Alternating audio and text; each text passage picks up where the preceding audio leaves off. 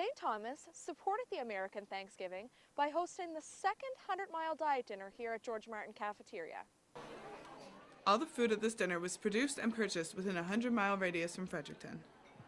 Cafeteria workers served roast New Brunswick turkey, local grown vegetables, homemade dressing, and twice-baked potatoes. A roasted local pork was added for those who don't like turkey. The meal was prepared with American students like Michelle Tawney in mind, since they don't get the chance to spend the holiday at home. Michelle was one of 2 students who approached cafeteria workers about making this event happen. I really miss being home. Thanksgiving's a really big deal in America. We always get together with all of our family. I mean, right now my parents are down at my grandparents' house with, I think there's 8 of them right now, getting ready, cooking the turkey, and everyone's together doing everything, getting the meal together and spending time, and it's so weird not being here. Michelle finds it hard being away from her family for the holidays. It's weird to be here and in school on Thanksgiving, so I took the liberty to cut class today and sit in my room and eat breakfast and watch the Macy's Day Parade and watch football all day. So, you know, it's keeping the tradition alive even though I'm up in Canada. Much more emphasis is put on Thanksgiving in America than it is in Canada. Students are given a full week off school to enjoy the holiday, while in Canada it's only 1 day. For Americans, Thanksgiving also marks the start of the Christmas season. The Friday after Thanksgiving is called Black Friday, as it is the biggest shopping day of the year. This is because people are starting Christmas shopping. Thousands of people tune in to watch the Macy's Parade, and football games are broadcast on several networks. One thing Americans and Canadians have in common, however, they all enjoy their turkey. For Stu Journalism, I'm Madison Reed. Tango isn't just a dance, it's a style of music. This week, Margaret Norrie McCain played host to 5 tango etudes put on by St. Thomas professor Martin Kutnowski. This is the music. And this is the composer, Dr. Martin Kutnowski. What you are listening to is a selection from 5 tango etudes, a piece this fine arts professor composed in 2001. One doctor composed the music, and another, Janet Hammock, played it. Hammock was recently named one of the top 50 performers in Canada. And I started not being afraid to play with the tangles a little bit, and where to put in the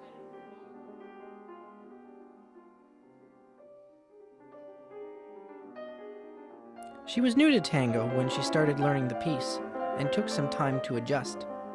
Sex, role, and social control were the subject of Theatre St. Thomas's latest performance. Emma Smith was there to cover Cloud 9.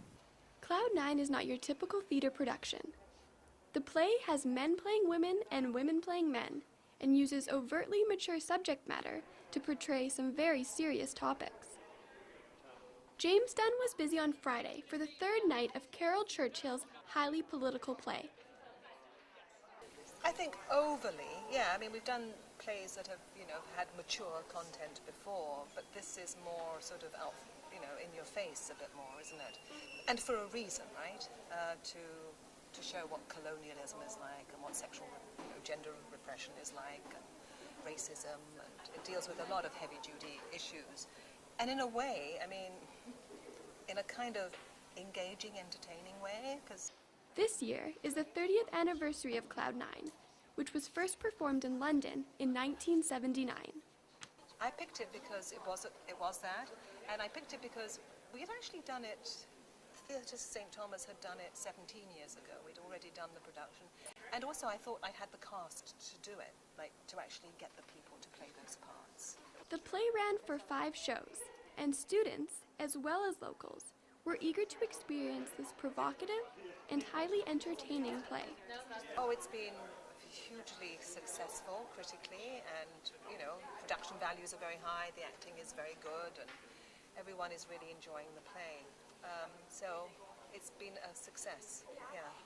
For Stu Journalism, I'm Emma Smith. Stay with us. We'll be back after the break. It's cold and flu season.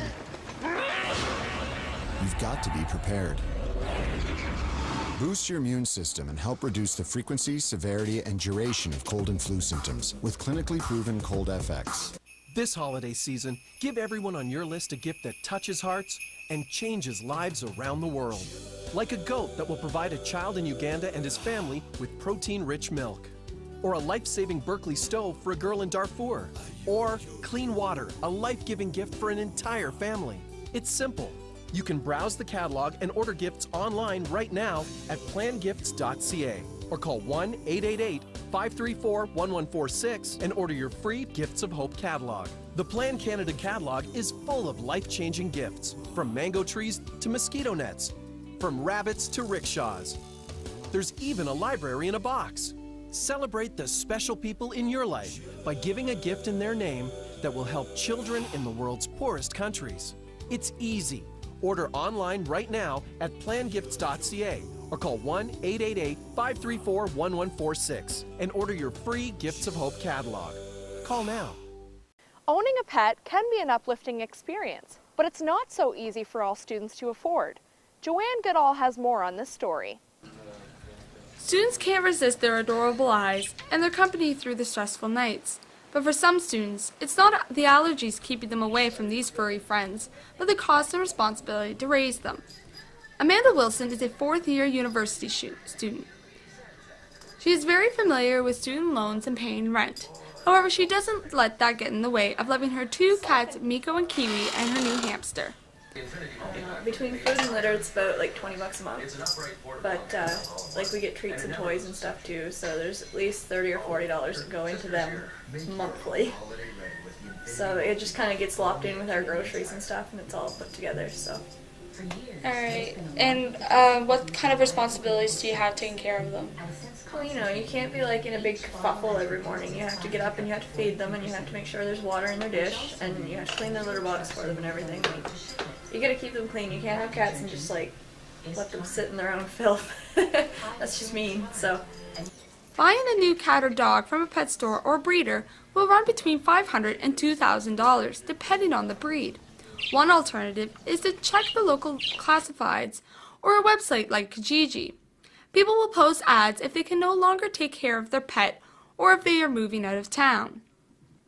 The monthly cost of keeping a pet varies depending on which pet you choose. A small animal like a bunny will cost about $20 per month plus the $90 cage. Birds will cost approximately $20 per month, but their cage will run over $100. Brad Janes, manager of Animal Essentials, a family-owned pet store in Devon Plaza on Fredericton's north side, says the cost of a dog or cat can be pricey, but it's the responsibility, care, and upkeep that can be difficult for a student.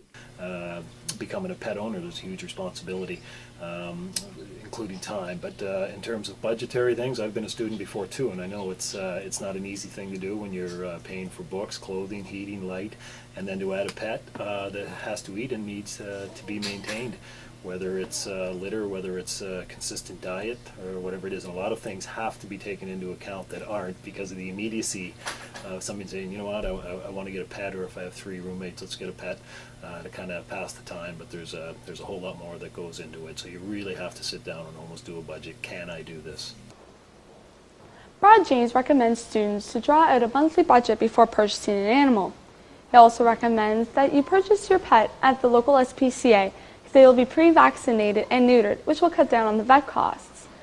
He also recommends picking up a research book or checking out websites on the internet on the animal before making that responsibility commitment. Just remember, students, it is now your responsibility to clean out that stinky cat litter and not your mom's. This is Joanne Goodall with Stu Journalism.